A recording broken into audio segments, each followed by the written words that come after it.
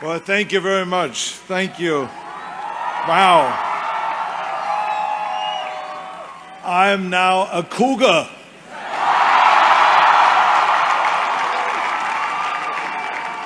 Whose house? Whose house? Whose house? Well, let me try that, huh?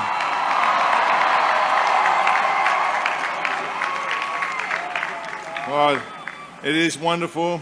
Thank you so much for the wonderful introduction, President Couture.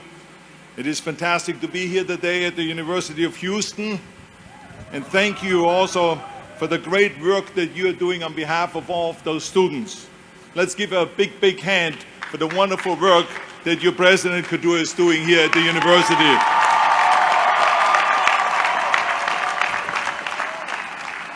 I tell you, when I read her bio, I am so proud of her. What a great immigrant. How many great contributions she makes to this university, to this state, and to this country.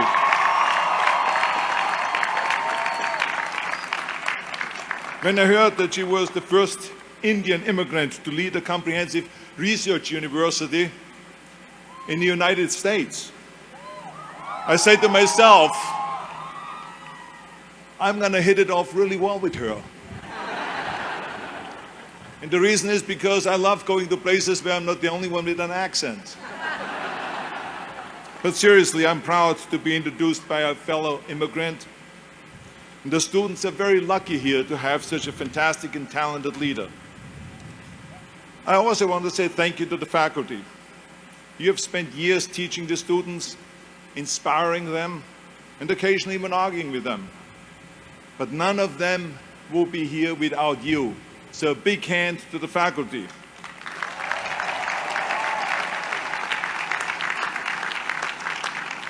And finally, I would like to say thank you to the parents and to the families that are here today. You shaped the students from the beginnings of their lives, way before they became proud cougars. You have been there for them at every step of the way, giving them advice and giving them affection and love and pushing them along, and probably sometimes even worried about them. But thank you very much for all the great work that you have done. Let's give the parents and the families a big hand of applause. And now to the students. Now this is a big day for all of you. And I know some of you are going to say, wait a minute, this is our day. Why is Schwarzenegger thanking everyone here in Houston? When is he going to get to us? Well, first of all, congratulations to all of you. I know that it took a huge vision, great vision, and a lot of work and a lot of studying, and there's no one that can study for you. You have to do that yourself. So I just want you all to know that I am very, very proud of all of you. Thank you for the great work that you have done.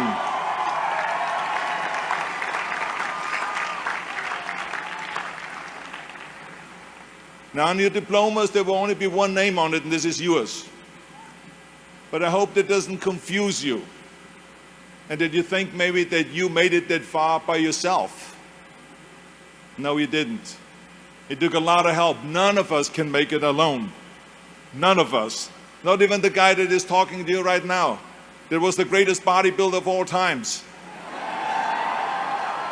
Not even me, that has been the Terminator and went back in time to save the human race.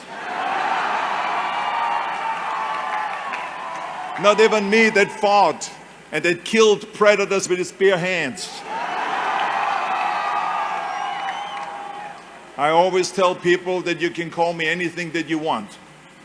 You can call me Arnold, you can call me Schwarzenegger, you can call me the Austrian Oak, you can call me Schwarzi, you can call me Arnie, but don't ever, ever call me a self-made man. But this is so important for you to understand. I didn't make it that far on my own. I mean, to accept that credit or that medal would discount every single person that has helped me to get here today, that gave me advice, that made an effort, that gave me the time, that lifted me up when I fell. And it gives the wrong impression that we can do it alone. None of us can. The whole concept of the self-made man or woman is a myth. Now I know you're going to say, look, we have read so many stories about you, and we saw documentaries where they talk about that you are the model of the American dream, and that you are the perfect example of the self-made man. Well, let me tell you, I have seen and heard and read those stories myself. I enjoy reading them, but the fact of the matter is, it is not the whole story. I didn't just materialize out of nowhere like the Terminator through a fireball on the streets of Los Angeles, and then all of a sudden I was there. No, I would have never made it in my life without the help. Now, I happen to be someone, for instance, that believes in God, that we were created by God. But let's assume for a second that you're not into that, then you must also believe in or at least believe in a biological aspect, that our parents created us. I know I wouldn't be here without my parents, creating me, nurturing me, feeding me, changing my diapers, loving me, hugging me, and all that. And then later on, when I went to school, there were the teachers, and then there were the mentors, the coaches, and then my mother was there in the afternoon helping me with my homework and with tutoring. And then in the evening, my father was there helping me in sports, coaching us in soccer, and in the winter, skiing, sledding, ice skating, ice curling, and all those kind of things. My father taught me about discipline and my love and appreciation for sports. And he gave me my first great advice by saying, whatever you do, Arnold, be useful. So you also read so many times that I decided from one day to the next to become a bodybuilding champion, and I started training 5 hours a day, and then I became the youngest Mr. Universe ever. Well, it is true.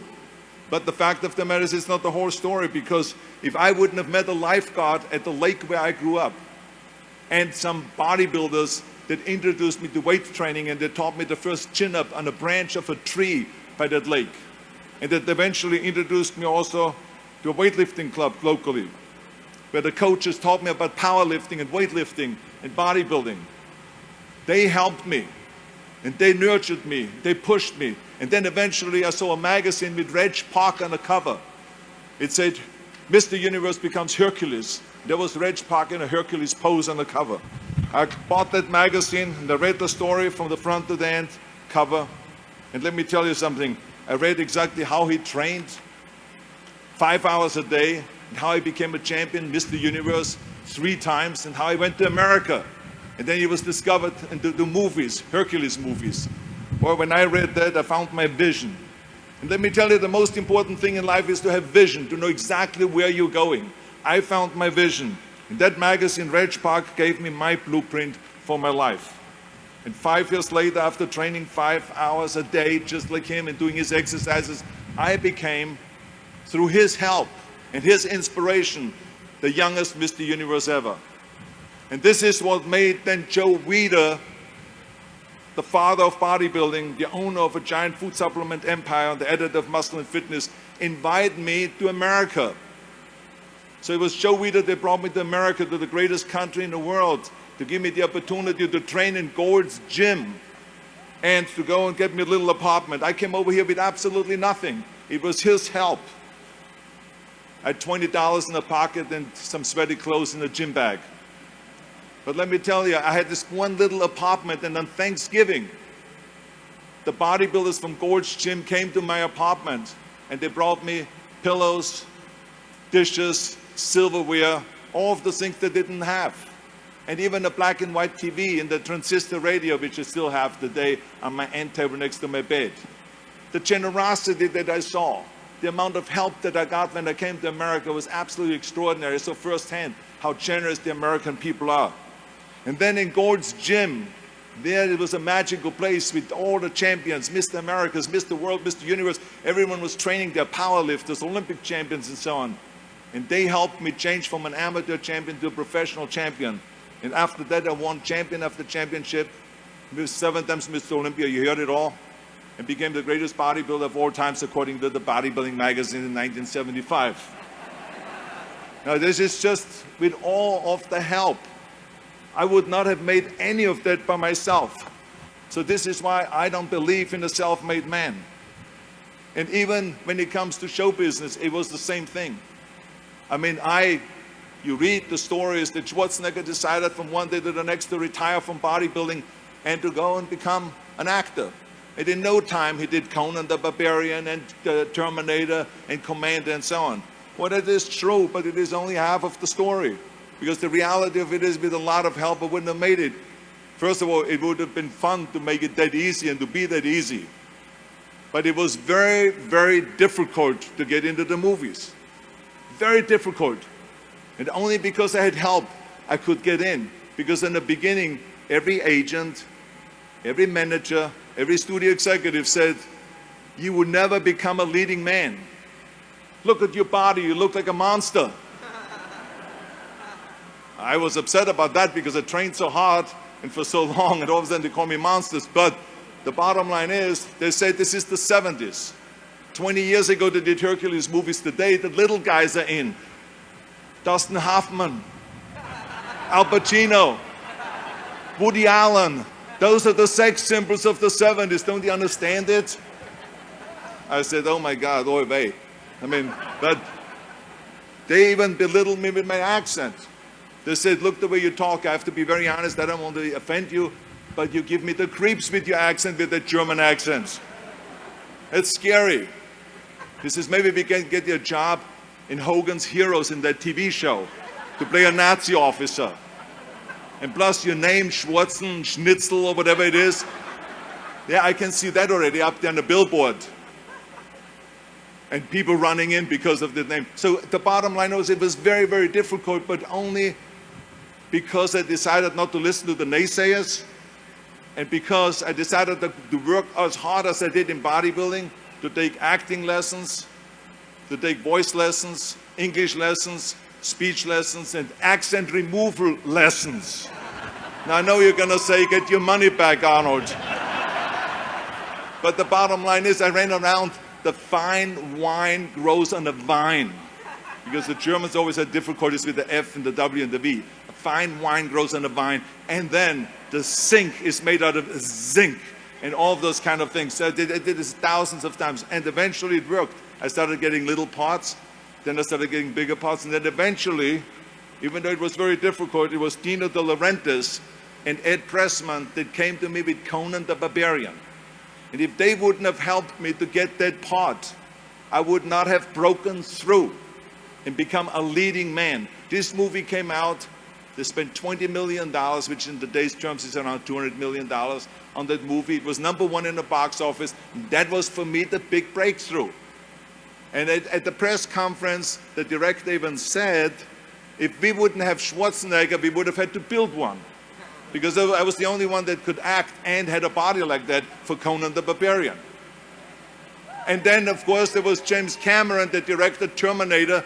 When Terminator came out, James Cameron said the reason why Terminator worked was because Schwarzenegger talks like a machine.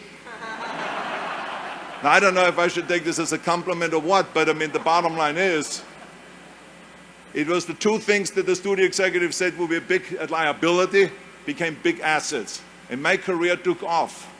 And this is why I always say thank you to the people that helped me along the way, and not ever think that I'm a self-made man, because not only was the producer and the director so helpful, and the studio executive so helpful, but every person that works in a movie. As a matter of fact, when we have a wrap party, which is the party on the end of the movie, I always make sure that every single person gets invited to that wrap party, to say thank you to them at the wrap party, and go to the microphone and say thank you to the cameraman, because without him I wouldn't look as great on the screen. To the makeup person, to the visual effects person, to the stunt people, the stunt coordinator, the cable pullers, craft services, and the list goes on and on and on. There's 280 people that work on a movie that make you look great on that screen. So how can I say I'm a self-made man? So this is why it is important for all of us to recognize, and this is why I tell you, and every step of the way I had help. Even when I ran for governor, people say, yeah, one day you decided to run for governor and to take over the 6th largest economy in the world. No, this is not the way it was. Yes, I took over, and yes, I won the governorship, but if it wouldn't have been for Jay Leno, who hosted the Tonight Show, who I called a week before and I said, I want to announce my candidacy on your show, on the Tonight Show, because I want to sell myself as an outsider. because the people in California are sick and tired of the typical politician. So he said to me, and he was a great friend, he says, yes, I'm going to help you with that. And I had announced, without anyone knowing, on August 6th, on the Tonight Show, my candidacy. And he even organized 100 journalists from politics to sit in the back when I announced my candidacy. So this is the kind of help I got. And from then, of course, I didn't even have a team yet. People came out of nowhere and they started helping, organizing with the campaign and with fundraising and with communication and with all of those things. And I became 2 months later the governor of the state of California. But it took a lot of help. And I have to say that it is important to acknowledge that, because people make it always sound that you did all this yourself. I didn't. I did it with a lot of help. Yes, I was determined. Yes, I never listened to the naysayers. Yes, I had a great vision. Yes, I had the fire in the belly and all of those things, but I didn't do it without the help. And even when you then say Schwarzenegger did the most unbelievable environmental laws in California, well, guess how laws are done? It took the legislators, 120 legislators, to negotiate for weeks and months at the time, and then to send down legislation, and then you sign that. So you need that help too. So I had a lot of help along the way, and this is why it is so important for all of you to recognize that. And the biggest help, of course, I got was from America. If I wouldn't have come to the United States, if I would have come to any other country, I would not have had the success. I mean, America has proven not only to be the land of opportunity image-wise, but America has proven to be the greatest country in the world where anyone can make it. This is why I always tell people, none of my careers would have happened if it wouldn't be for the United States of America. I could have gone to the Middle East. Do you think I would stand here today? I could have gone to Africa. Do you think I would stand here today? Or to Australia, or to Asia, or to any other country in Europe? It makes no difference. This place has given me the opportunity, step after step, all the way through all my 3 careers and the millions and millions of dollars I made, all because of America. So thank you, America, for the great thing that you're doing for immigrants that come over here. And the reason why I want you to understand that is because as soon as you understand that you are here because of a lot of help, then you also understand that now is time to help others. That's what this is all about. You got to help others. Don't just think about yourself. Help others.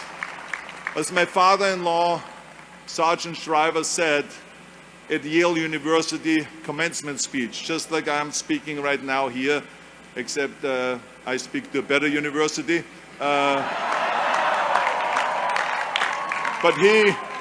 But he said, Sergeant Shriver, so you know, he was the guy that created the Peace Corps, the Job Corps, legal aid to the poor, and all this extraordinary human being under the Johnson and Kennedy administration. And so he said to the students, he said, tear down this mirror. Tear down this mirror that makes you always look at yourself. And you will be able to look beyond this mirror and see the millions of people that need your help. And let me tell you something, when I heard that, it all made sense to me, that we have to go out and help. And this is why I got involved in Special Olympics, to be the international coach of Special Olympics, and then eventually became the chairman of the President's Council on Physical Fitness in Sports. I was appointed by President Bush, my favorite Houstonian, and I should not say the only one, but Barbara. I should add Barbara, because I see them later on. I don't want to leave out Barbara here, because otherwise she gets really mad. Yeah. So anyway, both of them. And then I traveled through all 50 states to promote health and fitness, and then eventually started after-school programs. And now we are in 48 different cities, providing after-school programs for over 100,000 kids and all this. So I mean, it is, to me, was very important to give back. And also to go, every time I travel around the world, to go to military bases and to visit our brave men and women that save us, that protect us, to say thank you, thank you, thank you to them anywhere in the world that I travel. So it is important to recognize that. So all I'm saying is, it is my challenge to you today to go ahead and to celebrate your accomplishments. And you should. This commencement is a great success, and each of you earned your diplomas. But at some point, take a break from the celebration. away from the Instagrams and Snapchat, and think about all of the people that helped you. Make sure to go and to recognize President Couture and to say thank you to her for the great work that she has done. Say thank you to the deans of this university that are responsible to make this university so great. Say thank you to the professors and associate professors, everyone that taught you and everyone that's responsible for you to be here today. And go to your parents and give them a big, big hug and tell them that you love them and thank you for everything that you have done to get me here today. Do that and give something back to your community and to your state and to this country. Because remember, in the end, we are not going to be remembered for how much we made, but for how much we have given. Make sure that it is not about me, that it is about we. Turn the me into we. And I guarantee you that you can change the world. Thank you very much, all of you Cougars. Thank you.